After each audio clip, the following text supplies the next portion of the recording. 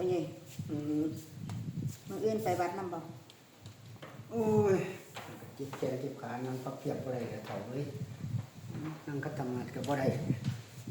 เราสิไปนั่งหยังก็มีโต๊ะให้นั่งอยู่เด้ล่ะนั่งโต๊ะบ่คือนี่ล่ะนั่งสูงกว่าพระเป็นมีโต๊ะให้นั่งอยู่เห็นว่าก็ได้หมู่เพิ่นเจ็บแขนเจ็บขาเพิ่นไปเพิ่นก็ไปนั่งโต๊ะเอาเด้ล่ะก็สร้างเพิ่นก็อยากอายพระนั่งสูงหลายก็จะใส่บาตรยามมื้อเช้าเนาะ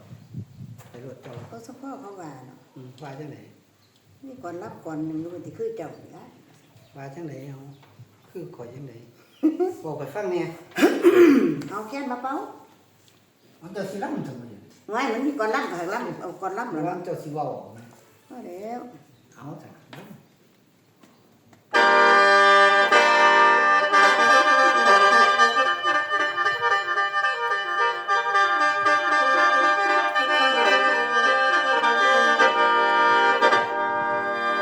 แล้วมาบัดนี้คนฟังเอ้ยเว้ยท้องเอ้ย มีหยังเนาะแล้วเท่าจังหนึ่งที่ขาดบ่ไปวัดบ่ไปวังคือเจ้านี่ล่ะเอาข่อยบ่ไปข่อยก็บ่ใส่บาตรยามมื้อเช้าอยู่เด้โอ้ยแม่นก็บ่คือไปวัดเด้แล้วเท่าจังหนึ่งที่ขาดบ่ไปวัดไปวังบาดไผแม่ไปตึกปางมันบ่มีเนาะทาง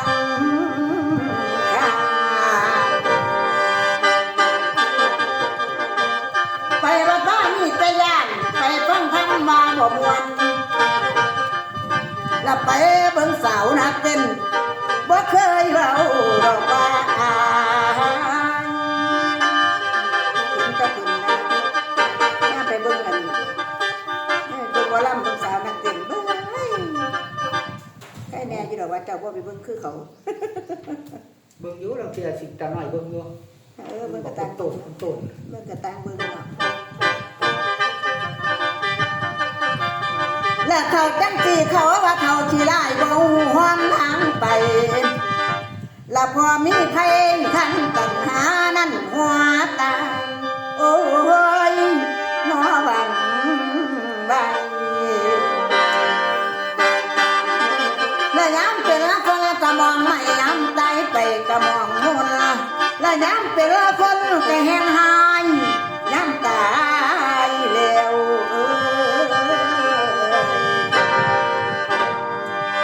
กาแห่งจังยามตายแล้วกาแห่งจัง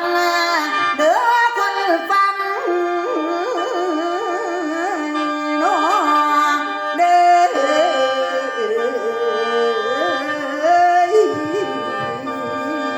อละนะ